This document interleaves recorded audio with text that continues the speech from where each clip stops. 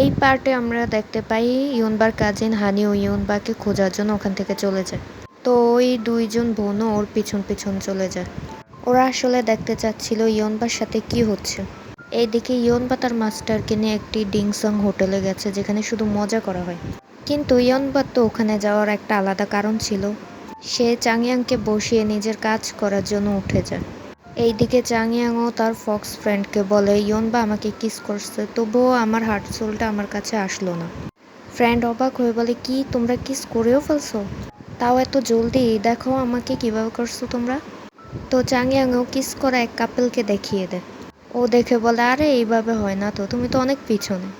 এত সহজে তোমার হার্ট সোল তোমার কাছে আসবে না, এর জন্য তোমাকে আরও পরিশ্রম করতে হবে। ইয়নবা এক মহিলার কাছে গিয়ে এই পেন্ডেন্টটার ব্যাপারে জিজ্ঞাসা করে। উনি বলে, এই তাবিজটা তো অনেক মূল্যবান, তুমি ব্রোকেন মুন মাউন্টেনে গেলে এর ব্যাপারে জানতে পারবে। কিন্তু তুমি ওইখানে যাওয়ার আগে দুইবার ভেবে চিনতে নিও, কারণ ওই জায়গা এত নিরাপদ নয়। কিন্তু ইয়নবা তো ধরেই রেখেছে যে যাই হোক না কেন আমি আমার মার মৃত্যুর ব্যাপারে জেনেই ছাড়ব। এই জন্য সে ওইখানে যাওয়ার জন্য রেডি হয়ে যায়। ও যাওয়ার পরে আমরা দেখতে পাই চাংয়াংয়ের আন্টি আসে ওখানে। তার মানে এই মেয়েটি চাংয়াংয়ের আন্টির সাথে মিলিত। উনি ইচ্ছা করেই মুন মাউন্টেনে ইয়নবাকে যেতে বলেছে।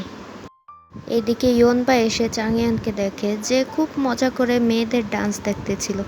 আরিনবাও কিছু না বলে ওখান থেকে চলে আসে। সে তার মার মৃত্যুর ব্যাপারে জানার জন্য যাচ্ছিল, কিন্তু চাংয়াং তো তার সামনেই দাঁড়িয়ে যায়। চাংয়াং ওকে ঘরে যাওয়ার জন্য বলে, কারণ ওরা আসছে 2 ঘন্টারও বেশি হয়ে গেল।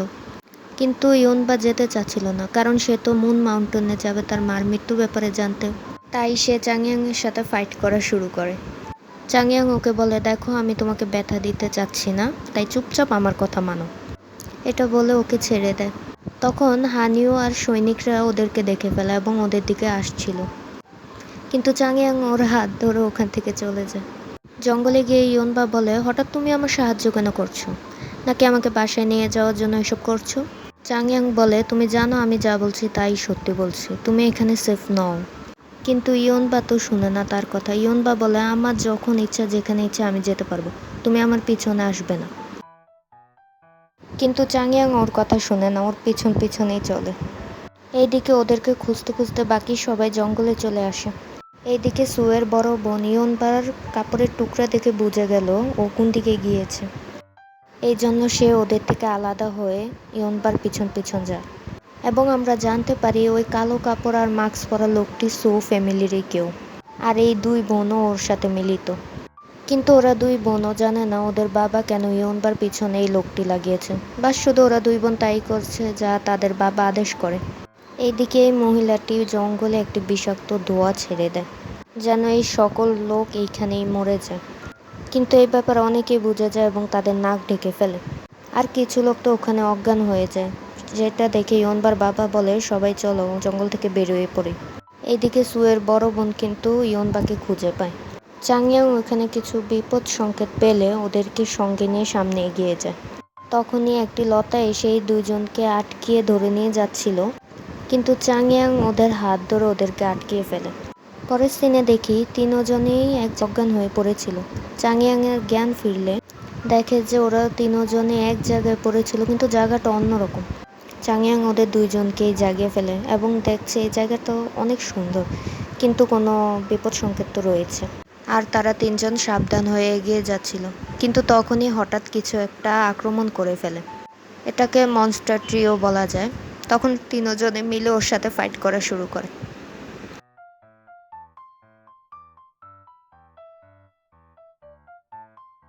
মনস্টার ট্রি চাংয়াংয়ের উপর হামলা করে দিলে ওরা 2 জনে এসে চাংয়াংকে বাঁচিয়ে ফেলে।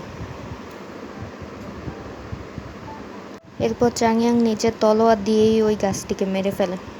এরপর ওরা 3 জনে ওইখান থেকে বের হয়ে একটি সেফ জায়গায় চলে যায়। এদের 2 জনকে এমন ভালোভাবে কথা বলতে দেখেও এই মেয়েটি তো অনেক জেলাস ফিল করে।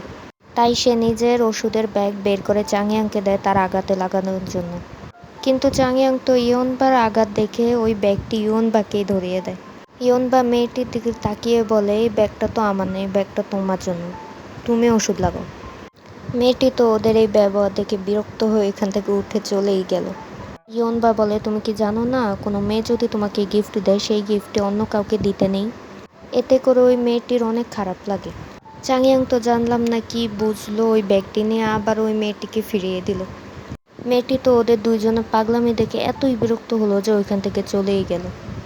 এইদিকে হানিও আর সুও একসাথে ঝগড়া করতে করতে ওদেরকে খুঁজতে বের হলো।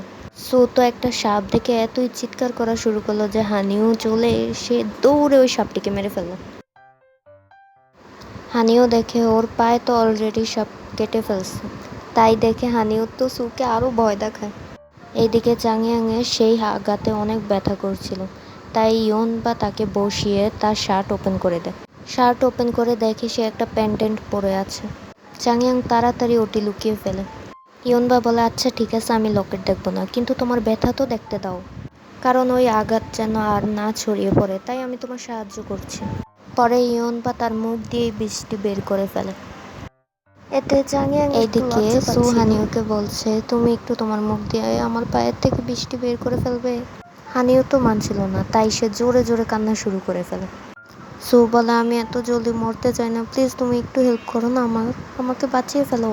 সু এতবার বলার পরে হানিও মেনে যায় তার পায়ের থেকে বৃষ্টি বের করার জন্য। আর সু তো মনে মনে বলে, যাক ফাইনালি তাহলে আমি বেঁচে যাব। আর হানিওকে তার কাছে ভালো লেগে যায়। কিন্তু হানিও তো একটা ছুরি বের করে ফেলে এবং তার পায়ের মধ্যে কেটে দেয়, আর ওর পা জোরে চাপ দিয়ে সব পয়জন বের করে ফেলে।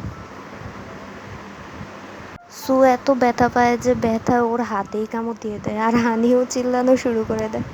আর এখানে এই পার্টটি শেষ।